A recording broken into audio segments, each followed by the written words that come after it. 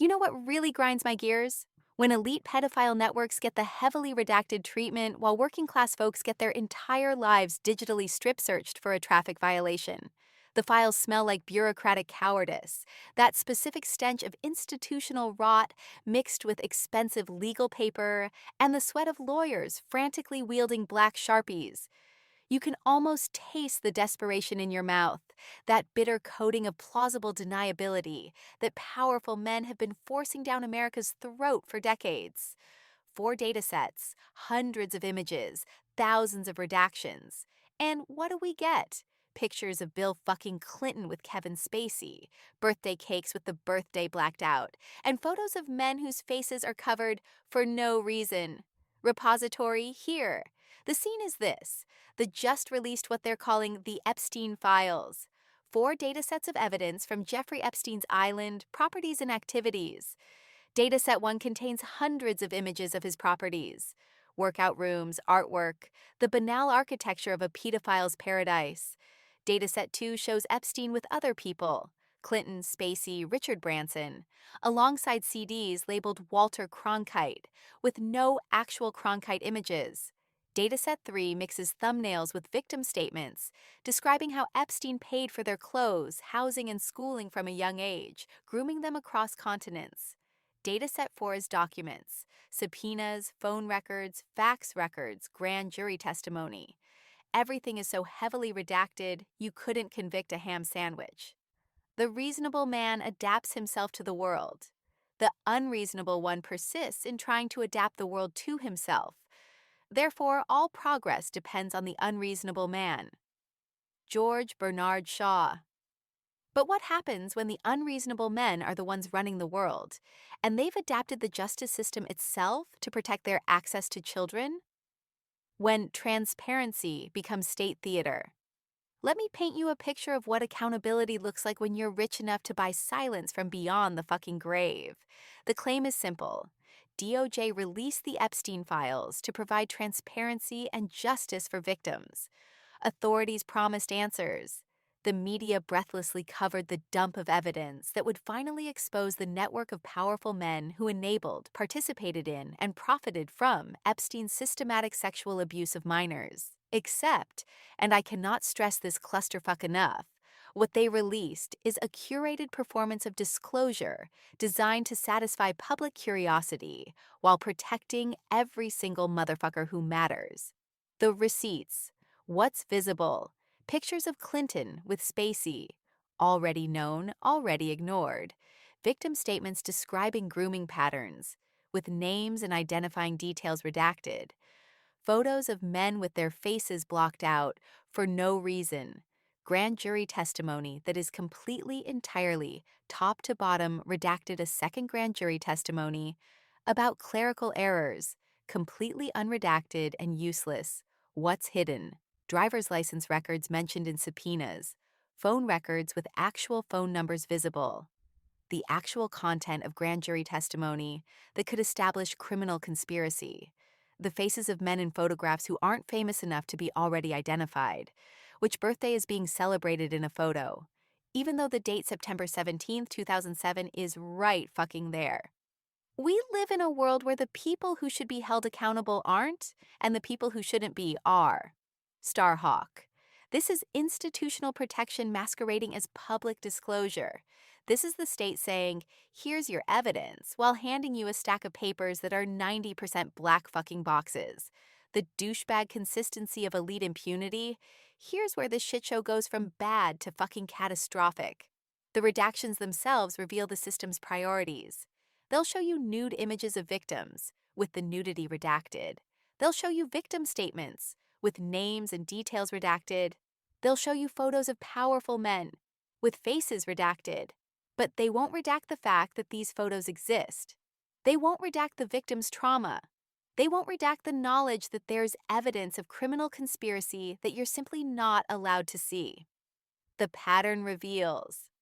Selective protection. Victims get their faces blurred, their names removed, their nude photos covered. Perpetrators get their entire identity shielded, their grand jury testimony buried, their phone records made invisible. The state prioritizes protecting the powerful while performing protection of the vulnerable. Document manipulation.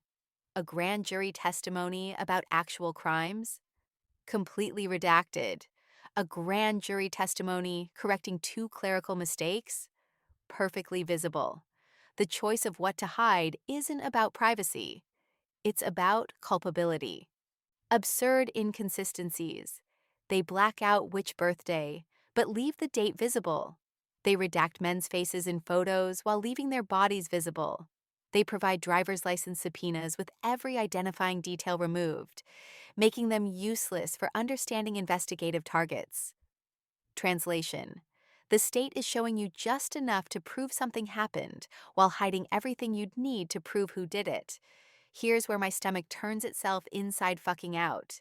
There are tons of pictures of people who fell asleep on Epstein's plane, in his house, by his pool. And Epstein photographed them. Multiple angles, multiple times.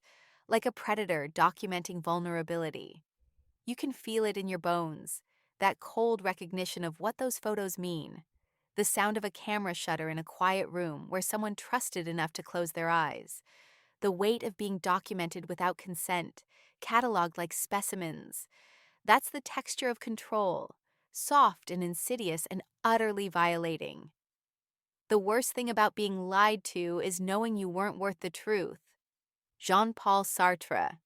The specific fuckery that deserves an autopsy. The claim: DOJ is releasing comprehensive evidence files to ensure transparency and accountability in the Epstein case. This represents a victory for victims and a commitment to truth. The reality: what DOJ released is a heavily curated, strategically redacted collection designed to create the appearance of disclosure while systematically protecting every powerful person who could actually be held accountable. The evidence breakdown, dataset structure. Dataset 1. Property photos, hundreds of images, no people, just the infrastructure of abuse. Dataset 2. Photos with other people, travel photos, CDs labeled with names. Dataset 3. Thumbnails mixed with some documents including victim statements. Dataset 4. Legal documents so heavily redacted they're functionally useless. Specific examples of protective redaction. Photos clearly showing men with faces blocked for no reason, birthday celebrations, with the birthday number redacted, but the date, September 17, 2007, fully visible. Complete grand jury testimony that is entirely, page after page, redacted subpoenas for driver's license records with all identifying information removed, phone and fax records with numbers and details blacked out. This isn't transparency. This is institutional gaslighting, showing you evidence exists while ensuring you can't use it for shit. The price good men pay for indifference to public affairs is to be ruled by evil men. Plato. The state of DOJ looked at this evidence and made a calculation. We'll release what makes us look responsive while protecting everyone who matters. Because that's how power works when it investigates itself. What we've chosen to call justice. The synthesis is fuck all clear. We have a system that will document elite pedophilia in exhaustive detail, create thousands of pages of evidence, conduct grand jury proceedings, issue subpoenas, and then systematically hide every piece of information that could actually threaten powerful men. Not privacy protection, not victim consideration. Institutional protection of the exact network of wealthy, connected motherfuckers who enabled Epstein's operation for decades. These same shit stains who demand law and order for working people, who surveil our every digital footprint, who prosecute teenagers for sexting each other, are the ones ensuring that evidence of systematic child sexual abuse by the elite remains locked behind redactions. Consider the contrasts. A poor person's traffic stop generates body cam footage, license plate readers, facial recognition data, and a permanent record. Epstein's guests get their faces blacked out in photos taken on his private island. A teenager sending consensual nudes faces felony charges and sex offender registration. Men photographed on a known pedophile's plane get their identities protected by the state. Grand jury testimony about street-level drug dealers gets leaked to prosecutors and used for decades of incarceration. Grand jury testimony about elite child abuse gets redacted into oblivion. When you're accustomed to privilege, equality feels like oppression. Unknown. What does it say the DOJ would rather release useless black boxes than risk embarrassing or implicating the powerful?